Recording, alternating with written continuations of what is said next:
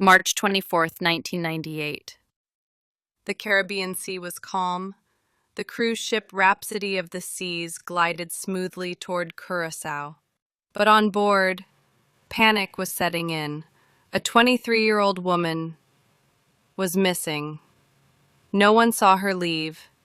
No one heard a thing. And what's most disturbing, there was no explanation. What happened to Amy Lynn Bradley remains one of the strangest disappearances in cruise ship history.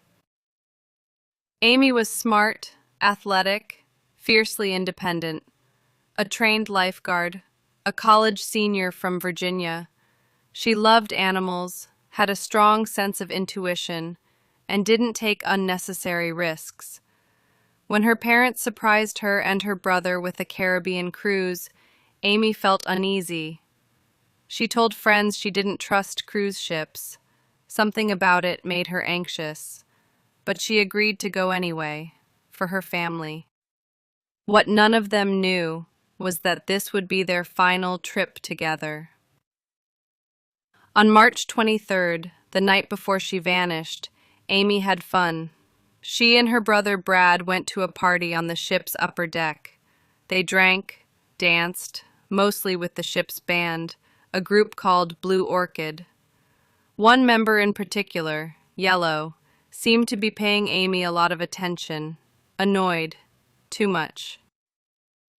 Around 3:30 a.m., security footage showed Amy and Brad returning to their room. Amy went out to the balcony for a smoke. Her dad, Ron, woke up briefly, saw her there, then went back to sleep. When he woke up again, Amy was gone. Her shoes, still there. Her cigarettes, untouched. Her bed, never slept in. She'd vanished sometime between 5:30 and 6 o'clock a.m. The crew told the Bradleys, casual, she probably just went to get coffee, but they knew Amy, annoyed. She would never just wander off like that. The ship did a basic search. They checked public areas, but here's where things get strange. They never made a ship-wide announcement, and they didn't stop passengers from disembarking in Curaçao. The crew waited hours before even telling most people someone was missing. If Amy had been taken off the ship, by then it was too late. At first, the cruise line floated one explanation. Amy fell overboard. But Amy was an expert swimmer, and if she'd fallen from the balcony, the area below was lined with lifeboats. Not only that, there was no splash, no scream, no sign of anything. Plus, her shoes and cigarettes were still there. And then came the strangest lead of all. Several passengers said they saw Amy after the time she supposedly disappeared. One saw her on an elevator with Yellow, the band member. Another claimed to see her walking toward the pool. But all these sightings came with no follow-up. No cameras, no confirmation. After the ship docked, the Bradleys refused to leave. They stayed in Curaçao, searching for Amy. And then, reports started coming in. A cab driver said a young woman who looked like Amy asked him for a phone, then disappeared. In 1999, a Navy officer claimed he saw Amy in a brothel. She told him, "My name is Amy Bradley. I'm from Virginia. Please help me." But by the time he told someone, she was gone.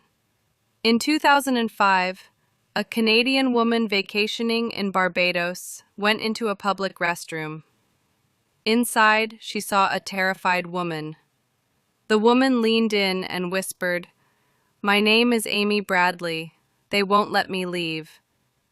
Then, just like before, she vanished. The FBI got involved. So did private investigators. Tips came in from all over the world, but none panned out.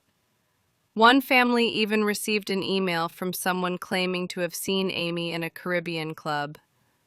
part of a human trafficking ring. A photo surfaced online years later. It showed a woman tied to a bed. The resemblance to Amy, unsettling, but still, nothing was confirmed. In 2010, the Bradleys officially declared Amy dead, but they never stopped looking. The case went cold. Until now. In July 2025, Netflix released a documentary, and just like that, the case was back in the public eye. Even celebrities like Kim Kardashian began raising awareness. But after 27 years, is there still hope? Amy Lynn Bradley disappeared from a cruise ship in the middle of the ocean. No body, no answers, just questions and stories. Maybe she was taken. Maybe she's still alive, or maybe she was lost to something the rest of us can't see. A system that hides people in plain sight. A shadow world where once you're gone forever. If you found this story chilling, share it. Someone out there might know the truth, because sometimes what's lost at sea stays lost.